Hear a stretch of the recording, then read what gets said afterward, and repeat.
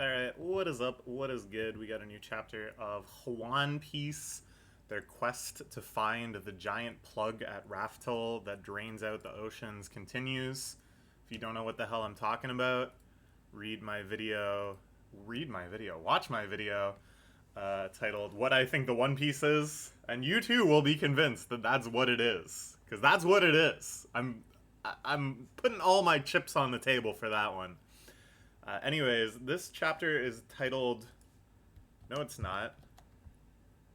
I clicked on the wrong one. I was like, that's what last chapter was titled. Hey, that's what Yamato was doing last time. Okay, here we go. Chapter 1125 What Death Means. Now, we can spend a long time talking about this chapter title. It's one that has certainly shown up in a few places throughout One Piece's history. This question: what does it mean when a man dies? And typically, the answer given is it's not when his heart stops pumping, when his lungs no longer draw breath, when his muscles no longer carry him from place to place. It is when he is forgotten that a man dies. This seems to be generally the kind of message and prevailing theme of One Piece. Now, this could be in reference to Vegapunk, it could be in reference to Roger, it could be in reference to Ace, even for some reason, or Whitebeard. It could even be in reference to Joy Boy. Right now, I feel like the series is very motivated by these ideas of enduring legacies, enduring visions that are still propelling the living forward, even as the spark that ignited that fire has fizzled out. Anyways, first off, we have Yamato visiting the rebuilding of Odin Castle. This is definitely a reference to the Imperial Palace that's in Tokyo. The walls around the side are the exact same. Pretty cool to see. And yeah, Foreman Minatomo. If you remember this guy, he was like one of their comrades back in kind of the early days of the Wano saga. Frankie was his apprentice. He always had the nails sticking out of his mouth, and hands and arms and everything. Nose. And he was the one that got the plans for Onigashima. That allowed them to plan out the raid in such detail and accuracy. So he ended up being like a pretty pivotal, major contributor to the whole success of the operation. So it's neat that he's getting a little spotlight in this arc. Hope he's doing well. I feel like, we've seen a couple kind of like, oh, things in Wano aren't perfect. There was still an attempted mugging. There's still some poverty. Things are, taking time to get back to the ideal state. But I don't think anything too tragic is going to happen. I'm sure he's just out boozing somewhere or maybe working on some sort of secret project or something. So that'll be interesting. Okay, let's get to the chapter proper. The last one ended on, of course, in typical One Piece fashion, a silhouette cliffhanger of who is waiting for them there on Elbaf. Is it Shanks? My best guess is Shanks. But it could be any number of people. This is the beauty of One Piece, is it's not impossible for pretty much any character that remains in Oda's hand to be played in this situation. Could be like Marco, that'd be fun. All we know is that it's a boozer, and when I think of boozers, I think of Shanks. So the question is, will we have that question answered? Will we see the silhouette revealed in this chapter? Or are we in for a tour around the world, checking in on any number of other plot lines now that Egghead is over? Which is crazy, by the way. Egghead truly is over now. Or maybe Egghead won't be truly over, and we'll still get some flashbacks to what Vegapunk was up to and his intentions with these final messages. Or maybe it will just be a nice, fun, adventurous chapter of the journey to Elbaf, Typically, between arcs, we've often had little mini arcs involving people that you met on the way. That are sometimes some of my favorite moments in One Piece. They have such a levity and feeling of discovery and curiosity and stuff. And of course, we need the obligatory sailing through wacky weather with giant monsters popping up and out of everywhere. All right, anyways, let's go for it. Okay, we're back at Egghead. They're profiling CP0 here. Profiling? That's not really the term I want, but trying to figure out what's going on. Rob Lucci here covering for Stussy, sort of. Because I don't think she's dead. And he certainly didn't kill her, right? Unless I'm completely forgetting about something. It seems like he doesn't want to completely out her quadruple agent status and wants to completely close the book on her, even though she may be alive, which is kind of interesting. A moment of humanity. I don't know. Now in possession of what we came for. York, Punk Records, the power plant. With these three, we gain the Mother Flame, a fire that never goes out. At the present moment, this is acceptable. However, yeah, this is, head straight after them to Elbaf. Interesting. Okay. So yeah, this is kind of, it's weird to think that in the end, the world government did get pretty much everything they wanted. Vegapunk is dead as well. The fact that the Straw Hats and Bonnie escaped is obviously very bad for them. But they didn't fail in their primary mission. Their primary mission was to gain control of the Mother Flame. And I don't know, it's kind of like, all right, well, we let them go, but now we have our giant orbiting space nuke that can just go anywhere and destroy any island. So it's kind of chill. We can just blow them up later, is maybe they're thinking. Similarly, I don't know if we're going to see these admirals pursue them to Elbaf. Because I kind of want to see more of these guys. They're so weird, you know. All of the Vice Admiral designs are always so crazy, and you love to see their powers and stuff. And they didn't get a huge amount of time to shine here, because it was just total pandemonium. At the same time, though, yeah, I think Saint Sebastian is going to shut them down. Or Saint Saturn. Saint Sebastian? Who the fuck is Saint Sebastian? Saint Saturn here, I think, is going to shut them down and be like, nope, you guys have already failed. We're going to use the nuke.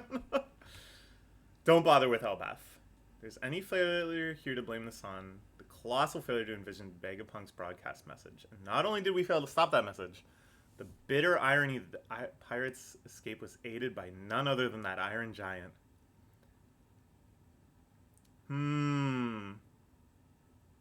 Oh, wow. Interesting.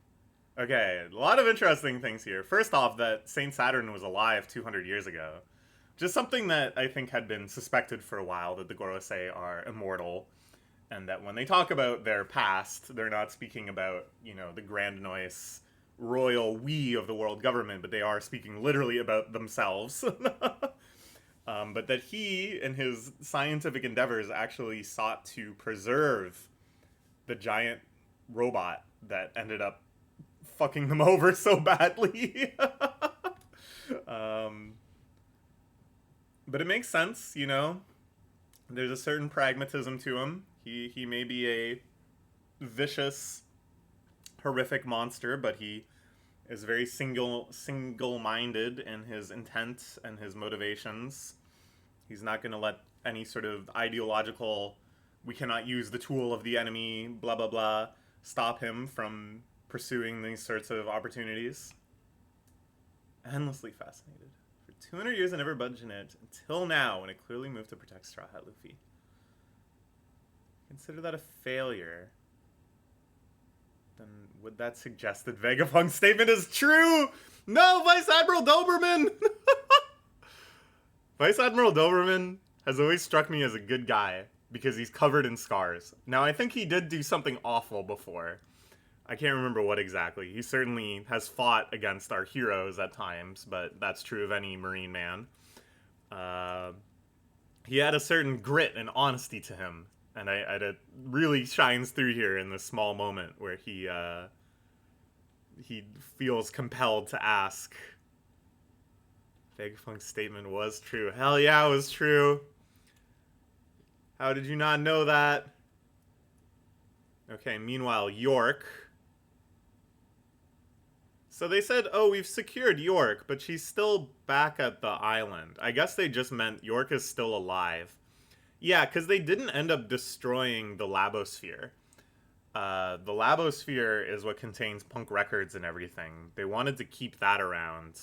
So as long as that's there and they have control over York and the Mother Flame is there, it's not like they need to abscond with this stuff.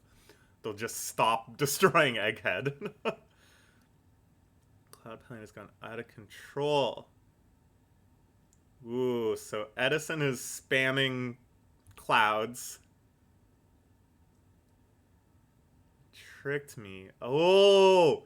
And then Punk Records floats up into the sky. I love this. I love this. You know, I love first you see the villain and he gives this kind of like summary of how he thinks it went down. And he's like, all right, well, you know, we had some failures, but we still accomplished our primary goals, blah, blah, blah. And then it's like, no! the most valuable database in the entire world, Punk Records, is now floating up to the sky. It's not just that it's like something as simple as, oh, York got locked out. It's password protected, you know, or they turned it off before they left and now it's useless or something. But something so richly physical, you know, where just this fantastical sight of the whole gigantic computer floating up to the heavens, I love already. And then just this idea that maybe it could become plot relevant again. Maybe they could sail the skies and find Punk Records. Not that I think that'll be, you know, like a central thrust of the main plot, but in a cover story or in half of a side chapter or whatever, I could see one of our heroes recovering Punk Records. Vegapunk's story was true. Make good for his failure with Kuma. Yeah, Kuma was wrecking stuff up in Marijois. Well, my signal to see, but that shouldn't matter to the Holy Land. Yeah, yeah.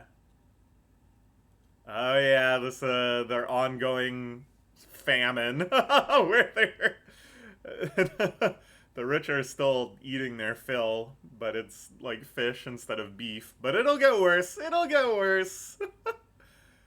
It's a famine. We'll all starve. Well, certainly their servants are going to starve, and then they really will starve. I love it. I love it. I love that, you know, this plan enacted by the revolutionaries like hundreds of chapters ago.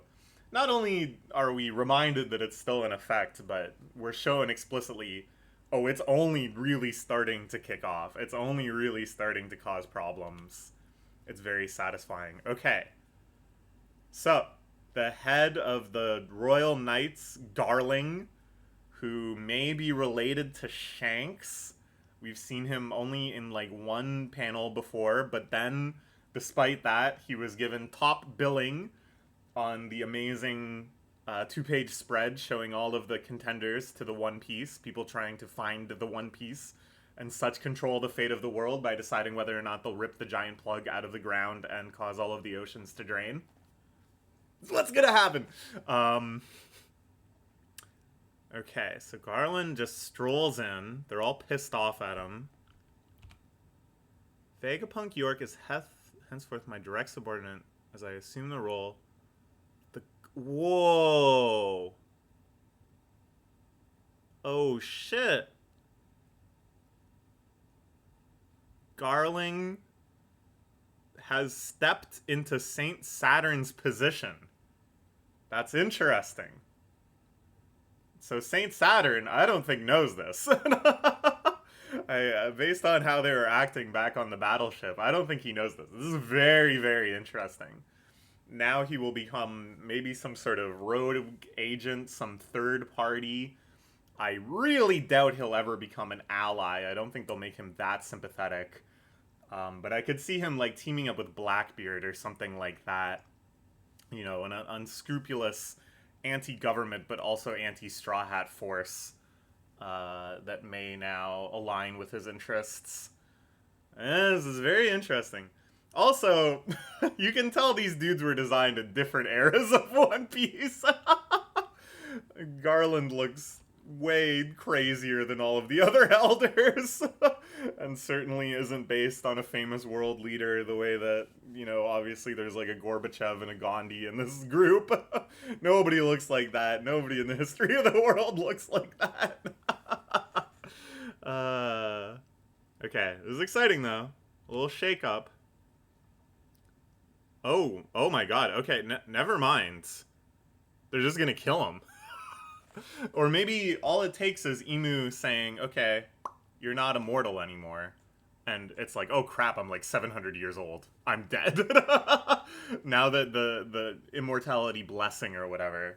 Maybe, I don't know. Or maybe Imu is actually doing something remotely to just like Darth Vader force choke him to death. Okay, never mind. I don't think he's going to team up with Blackbeard anymore. I think he's going to disintegrate into a billion pieces. Which, I don't know. I can see the logic of this because he's kind of already had his moment in the sun as a villain. We saw a very strong range and extent of his powers. Obviously, aspects of him have not really been defeated. They haven't figured out how to get over that powerful regeneration factor. But it's like, yeah, they can deal with that with all the other 5 elders too. With him, it's like, he's like a known quantity, So this kind of makes sense to me.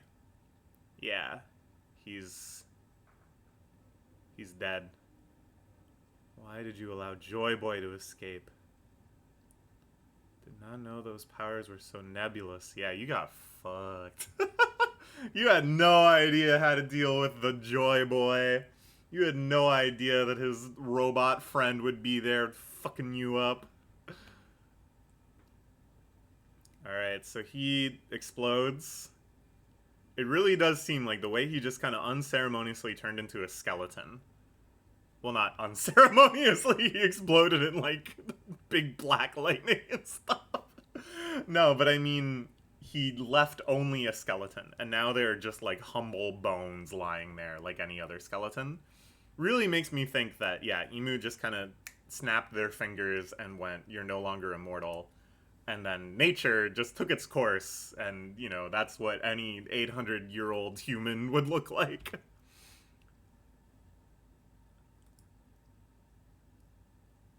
Okay. So, all of the other seemingly dead aspects of Vegapunk live on in Punk archives.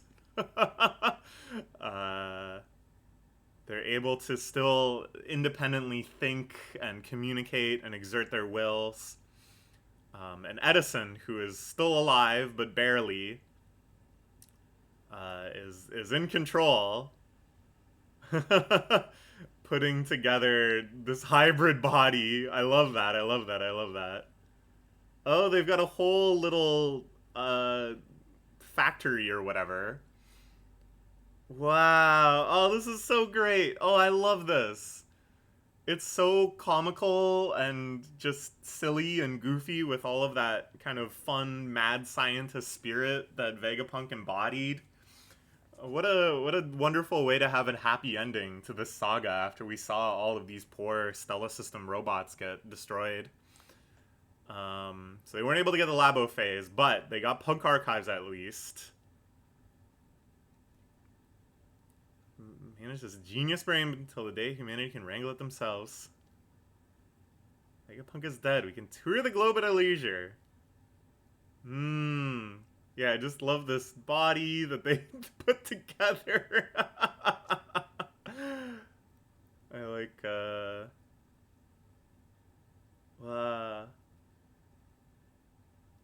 And then they call into Weatheria, which of course is the sky island that Nami went to, where they do research on weather all the time. Those fun little weather wizards. Okay, we are indeed getting a let's look around the world type chapter, which are sometimes some of my favorites. Now we're turning to the Kamabaka Queendom.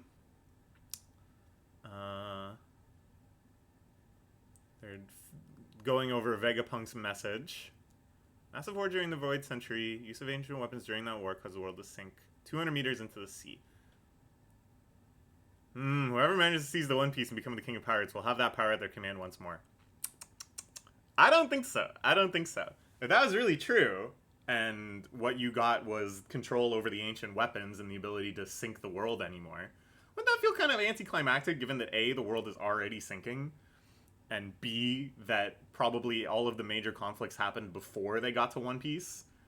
So it's like, great, we defeated the world government, we defeated Blackbeard, we're at Laugh Tale, and we just got a big weapon. Nah. They're wrong about that, I think. But at any rate, love seeing the Revolutionary Army here. They always look so cool. All the background designs and stuff look so fun. I love this cow person thing. Can't sit around waiting for that to happen. World sinking into the sea. Yeah, they live at the top of the red line.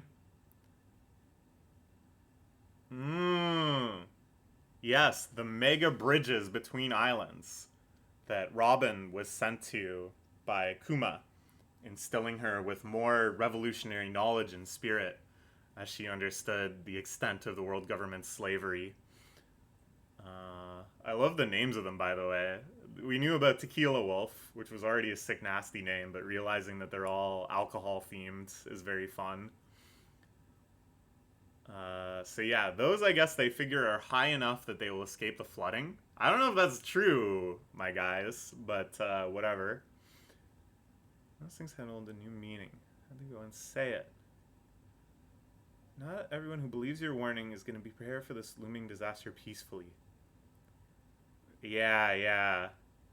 And this is like, some of this is real. And by that I mean, this is the most real thing in the world, okay?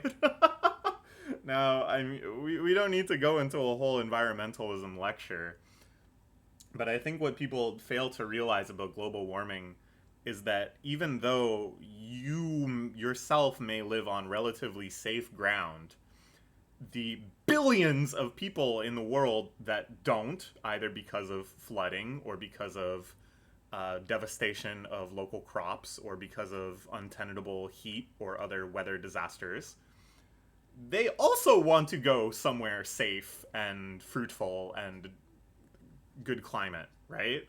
And there's going to be less and less of those places across the entire globe. And what's going to happen is massive refugee crises and war, and lots of war. And that's what's going to happen in the world of One Piece, too. And what is the resolution to that? What do you do in those situations?